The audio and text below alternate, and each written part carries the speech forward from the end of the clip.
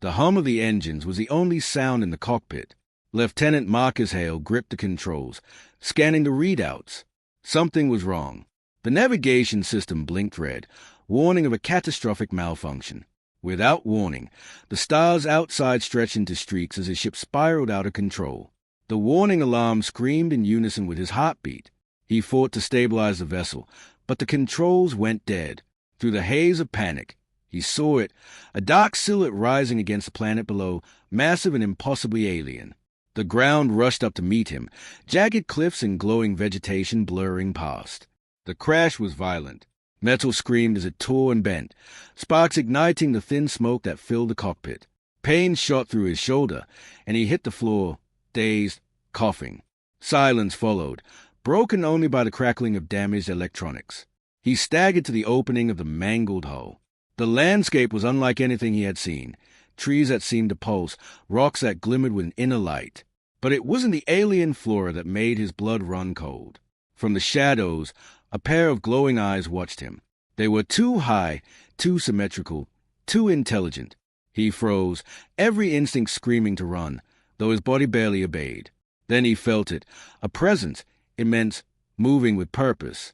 The ground trembled slightly with each step, and a voice, or maybe a thought, echoed in his mind, commanding and curious. "You are far from home, human." Marcus didn't know whether to scream or beg, but before he could decide, the shadow moved closer, revealing the true scale of the being before him. The alien queen had arrived. Marcus barely had time to catch his breath before the shadow took shape. Towering over him, she was unlike anything human eyes were meant to comprehend. Her limbs were long and sinuous, ending in delicate claws that gleamed faintly in the phosphorescent light of the alien forest. A crown of spiny protrusions arched from her head like jagged crystal, and her wings, folded elegantly against her back, shimmered with a translucent, otherworldly glow. Every movement she made was fluid, predatory, yet regal, as though she ruled not just this place, but the laws of life itself. Marcus wanted to speak, but his throat had dried. His mind raced for explanations, for any way to understand why she had spared him so far. Yet fear rooted him to the ground. Her eyes, glowing orb that seemed to see beyond flesh and bone, locked onto his. He felt as if she could peel back his memories, his thoughts, even his fears, as easily as opening a book. "Human," she said, or at least Marcus thought he heard his speech. There was a resonance to the sound, vibrating directly in his skull rather than passing through his ears. It was commanding, yet oddly curious, as if she were assessing him, measuring every inch of his body and mind. He swallowed hard. I didn't mean to crash," he stammered. "It was an accident." The queen tilted her head, a gesture that was almost thoughtful. Then she extended one arm, and the air around her seemed to hum. Marcus felt an invisible force press against him, a subtle yet undeniable warning. Move, or else. He froze, nodding weakly. Without another word, she gestured for him to follow. Every step he took toward her was measured and careful. One wrong movement might provoke a reaction he couldn't survive. She led him through a narrow gap in the jagged alien rocks, revealing a sprawling hive hidden beneath the surface. The structure pulsed with life, a labyrinth of glimmering tunnels, bioluminescent chambers, and vast nests filled with eggs of every conceivable size. Marcus's stomach twisted.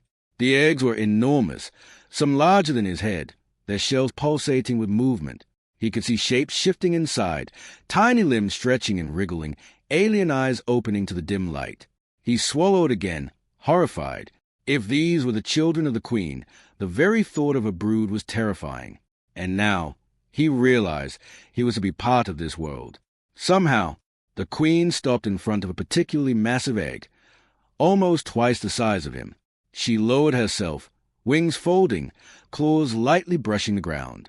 A hiss-like sound escaped her throat, and the egg vibrated in response. Marcus could see the outline of something alive, pressing against the shell, eager to emerge. "You will serve," she said again, her voice, or telepathy, echoing in his mind.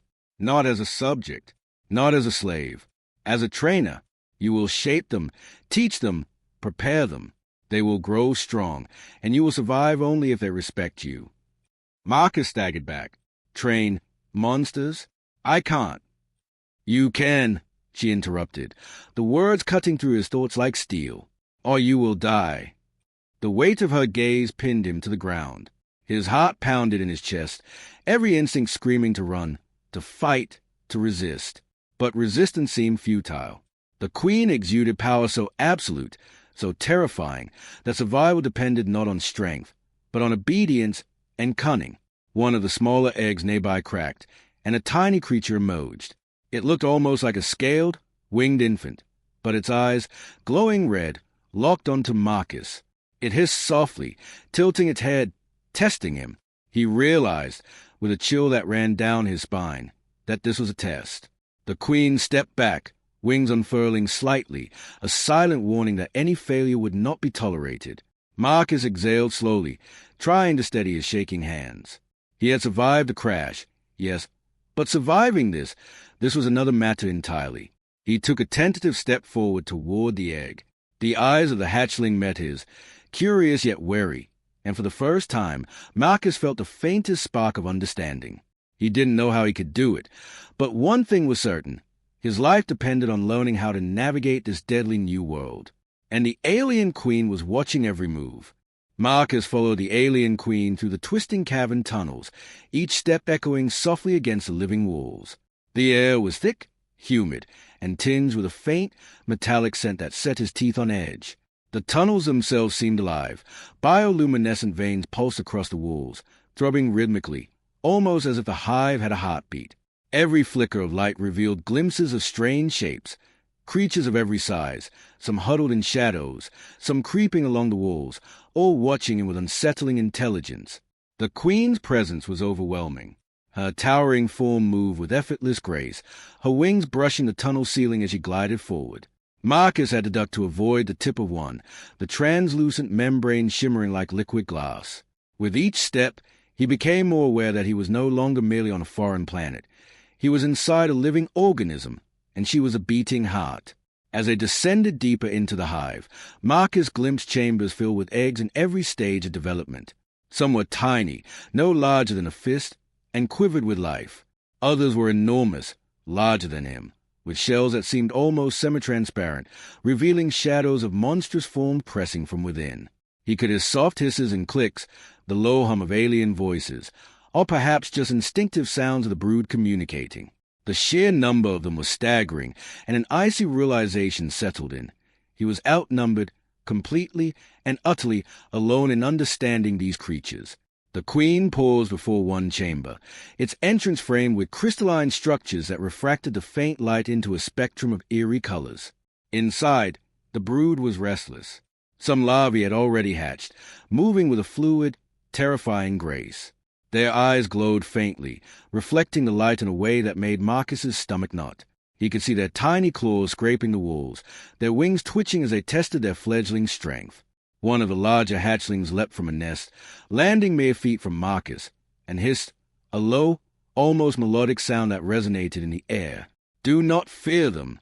The queen's voice, or thought, resonated in his mind, calm but unyielding. "Fear is weakness. Respect them. Teach them, guide them, fail, and you will feed them." Marcus swallowed hard, forcing himself to take a step closer. He wanted to look away, to run, but he couldn't, not with the queen's gaze burning into him, and the brood waiting, watching. He felt the weight of responsibility crash over him like a tidal wave. These creatures, horrifying as they were, would grow stronger every day. Every choice he made here mattered, not just for him, but for the survival of the hive and for the queen's judgment. The queen moved forward, her claws tapping softly against the crystalline floor, guiding him deeper into the labyrinth. Marcus followed, heart pounding.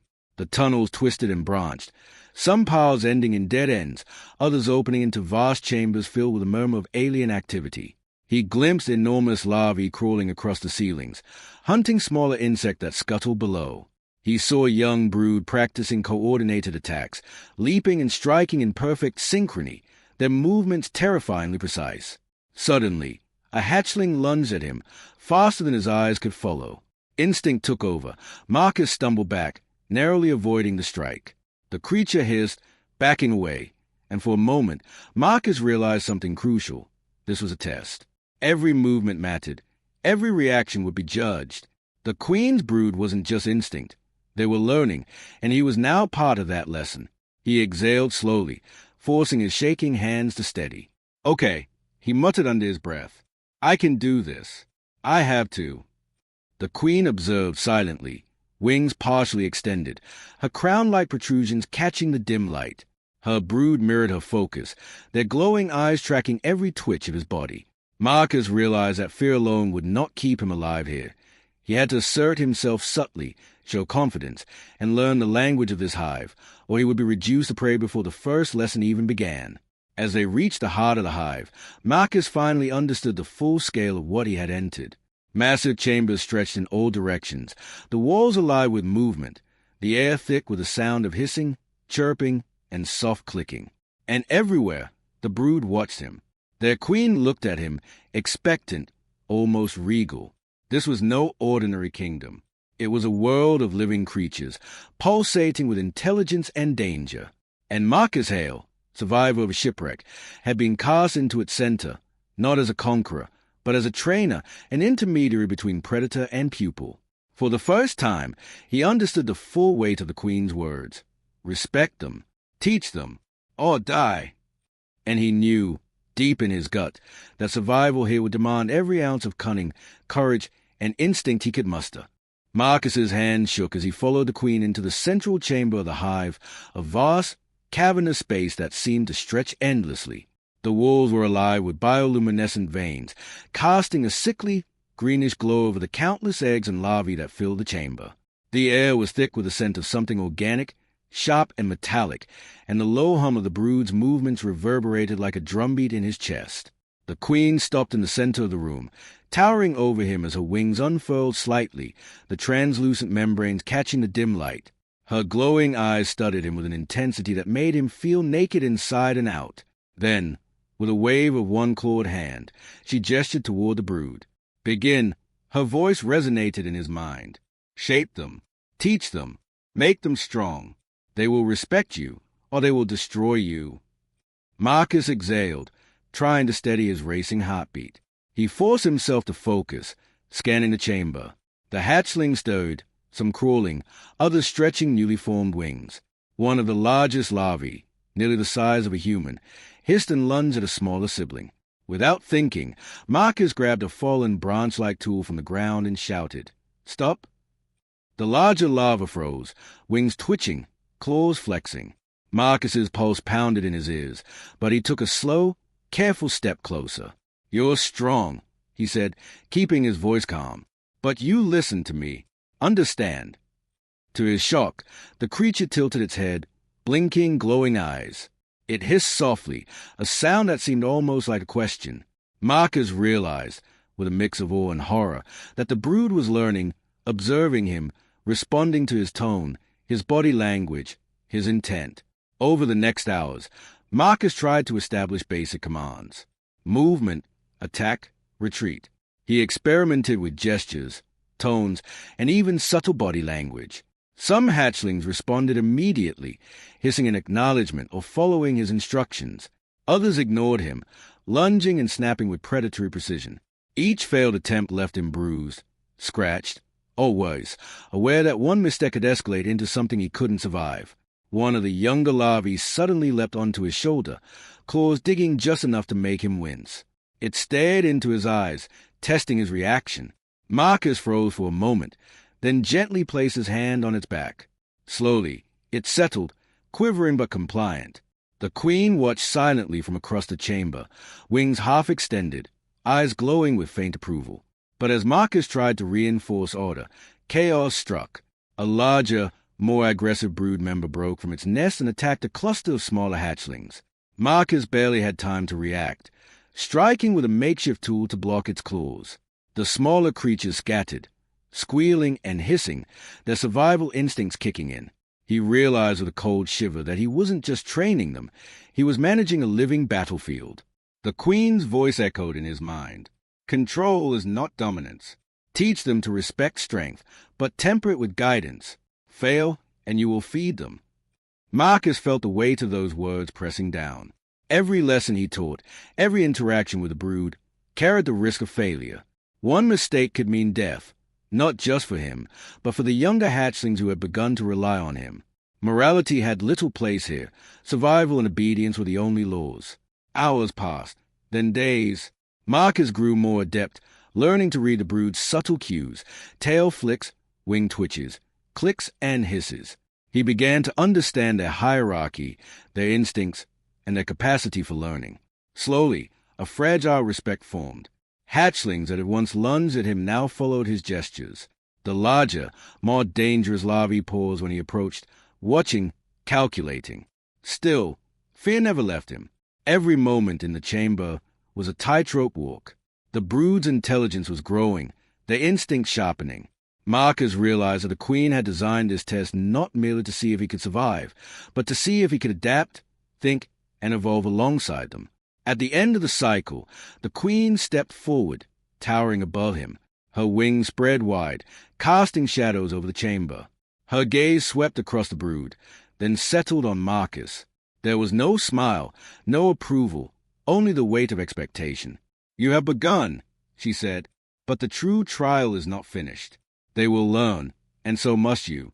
Fail, and this hive will be your tomb." Marcus exhaled, leaning against the cool wall of the hive. His arms were scratched, his clothes torn, and exhaustion clawed at him, but he had survived his first day. He had survived the first confrontation with the brood. Yet deep inside, he knew this was only the beginning. The Queen's children were growing, learning, evolving, and so was the danger. He glanced at the glowing eyes of the brood, watching him with a mixture of curiosity and calculation. Somewhere deep in his mind, Marcus understood the truth. Training them was not just a duty.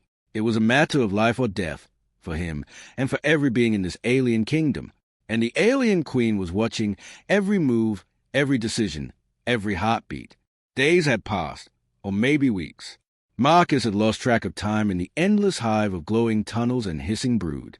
Every day was a trial, every interaction a test of instinct, skill, and nerve. His body ached from scratches and bruises, and his mind teetered on the edge of exhaustion. Yet, despite it all, he had learned. The brood respected him, cautiously, almost fearfully, but enough to survive another day. He stood at the center of the main chamber, surrounded by the Queen's brood. Hatchlings of every size and stage moved around him, some practicing hunting drills, others curling into nests, observing him with glowing, calculating eyes. He could feel their intelligence growing, their awareness of him deepening with every passing hour. And somewhere in that web of instincts and adaptation, Marcus understood that his life had become inextricably linked with theirs. The Queen approached, her wings partially extended, casting a shadow that seemed to absorb the light around her. Marcus's stomach tightened. Her presence was overwhelming, as always.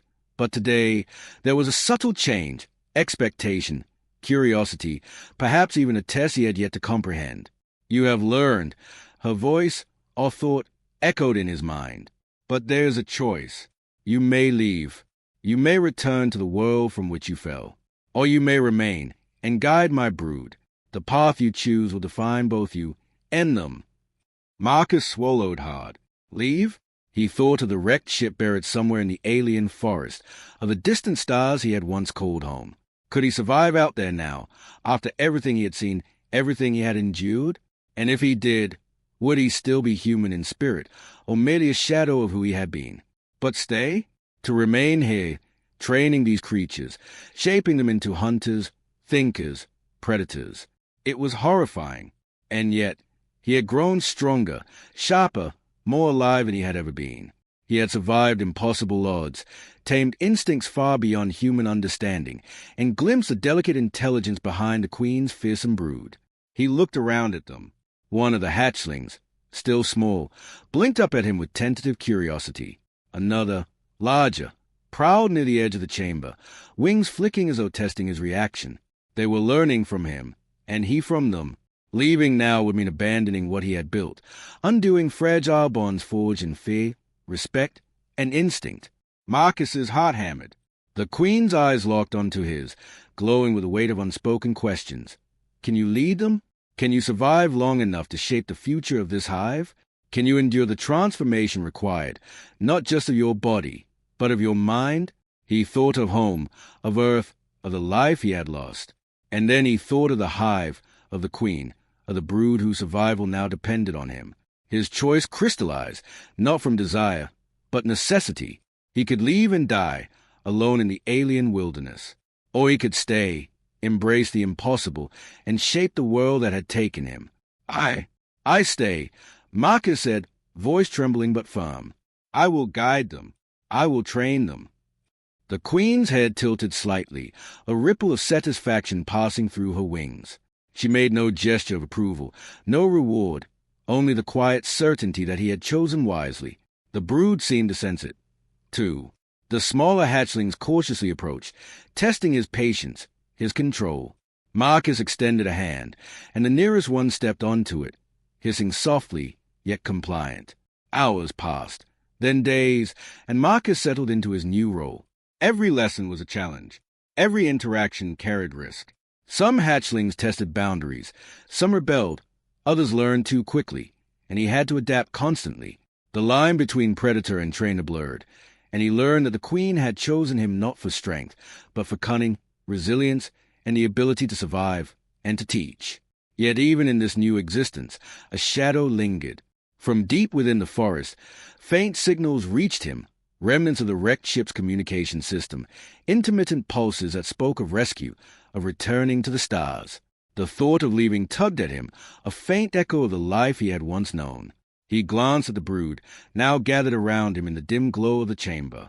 Their eyes, glowing softly, watched him not just as a teacher, but as a protector, a guide, a vital force in their survival. And he realized that leaving was no longer a simple option.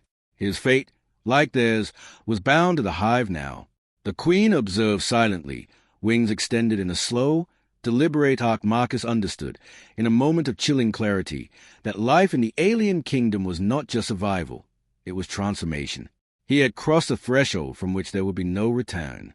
And yet, despite fear, exhaustion, and the uncertainty of what tomorrow would bring, he felt a strange, fierce exhilaration. He was alive, more alive than he had ever been. In the alien kingdom, among the brood of the queen, Marcus Hale had found his purpose. The choice was made. The path ahead was deadly, unknown, and unforgiving. But it was his. And the alien queen watched, waiting for the future to unfold.